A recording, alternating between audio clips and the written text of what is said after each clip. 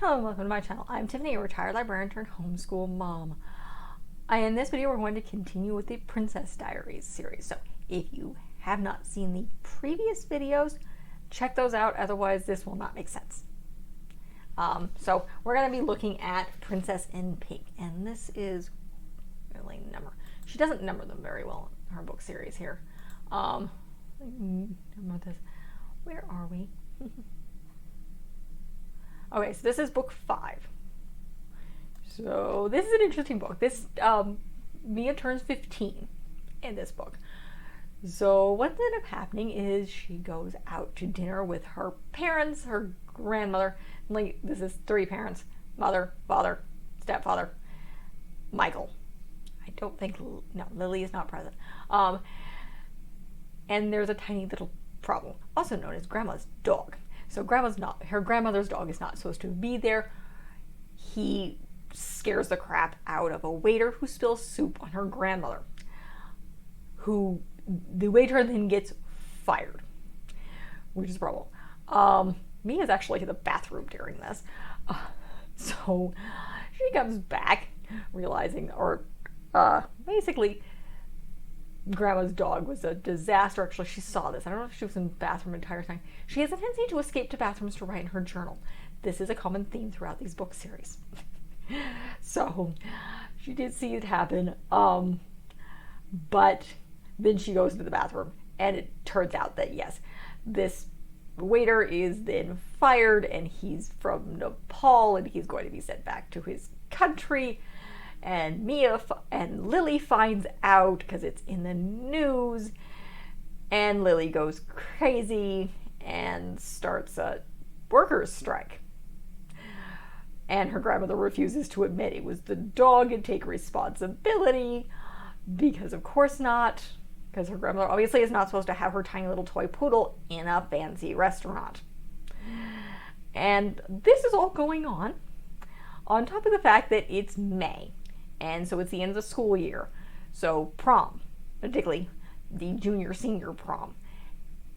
Mia is still a freshman. It's the end of her freshman year. But her boyfriend, Lily's brother, Michael, is a senior who shows no interest in going to prom at all. And Mia desperately wants to go to the prom. Badly.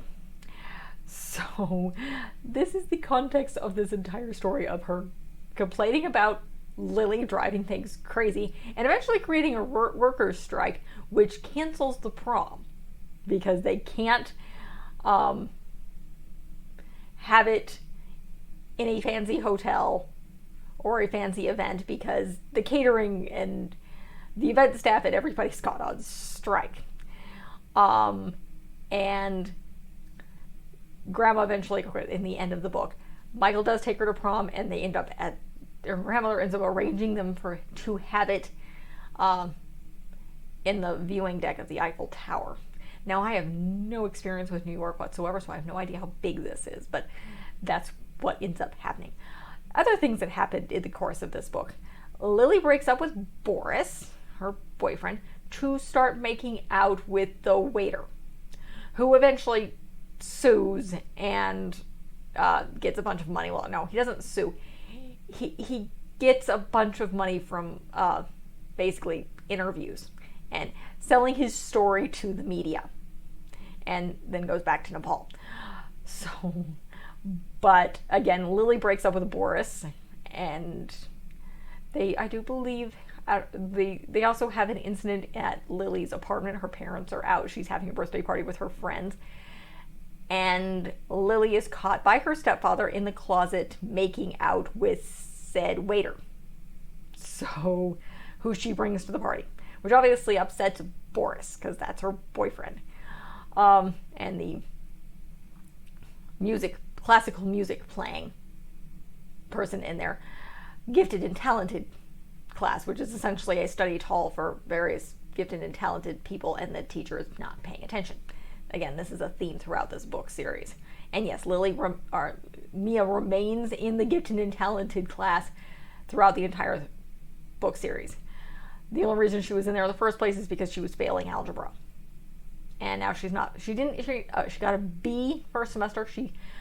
her algebra teacher is now her stepfather, so she's not really failing algebra anymore. And then, of course, there's nonsense about her trying to protect her baby brother from her parents, or her mother and her stepfather, because in her mind they're negligent. Notice Mommy's a little flighty. Her mother is definitely an artist and flighty.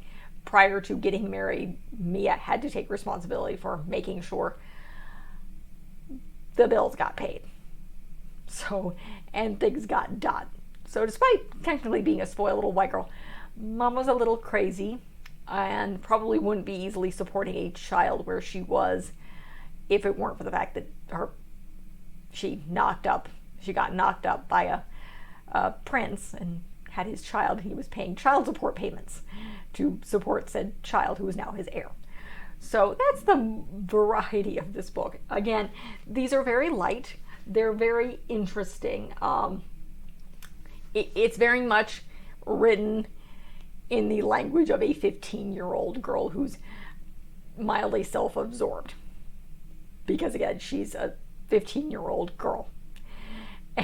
And she's supposed to be mildly self-absorbed. She has, in many ways, a charmed life. But it's light, it's funny. She's obsessed with going to the prom. She's irritated that they canceled the prom committee, canceled it, which is head by Lena Weinberger, which makes no sense because she's a freshman. There's further books where Mia ends up being a student class president despite being a sophomore. I don't know how that works and why that makes any sense. My personal experience in high school, typically student class president and vice president are juniors and seniors because they're upperclassmen. And why on earth freshmen would have anything to do with the prom?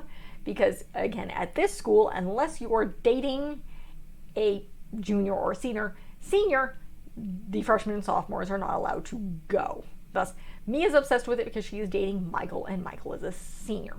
And they have all these weird dreams about going to prom. I didn't get to go to prom. I made a mistake of going on a cruise with my parents. Caribbean cruises are not fun, particularly when you're alone and with your parents and 19. Not pleasant. But again, I probably wouldn't have gone with anybody at prom anyway. I was a nerd. But again, that's the entire gist of this book. Grandma does eventually admit Mia goes on Lily's TV show and admits, or somewhere in the newspaper, that it was Grandma's dog. And that makes a larger uproar. Grandma's upset. The other thing, I forgot to add this. Because the service staff is gone, her grandmother comes to stay with them. So yes, grandmother takes over her room and is complaining and whiny and treating her mother and her stepfather like they are staff and ordering them about. Again, grandma is a turban-wearing, chain-smoking, crazy person. And there's a baby in this house. So, the other thing. And of course, she gets mad because she's forced to not smoke in a house with a small child, let alone 3 other human beings. And her dog and Fat Louie probably don't get along very well. But yes, that's the other thing going on, because Grandma is having a complete fit because she can't stay at the hotel anymore because she can't get room service. Yes, the hotel is still open. It's still somewhat operating, but Grandma cannot get her, whatever drink she drinks. She's a sidecars. That's what she does. And her tea and anything else, and she can't get room service, therefore she's going to harass Mia and her mother and stepfather. And unfortunately, Mia's dad can't do anything about it, because him and Lars and his bodyguards are still staying at the hotel. It's just, Grandma's crazy. We've established this throughout this book series. By the time you reach this point, Grandma's crazy. Her grandmother is very, very crazy and insane on so many levels, and obnoxious, and probably slightly narcissistic, because she's unaware of anything that does not concern her.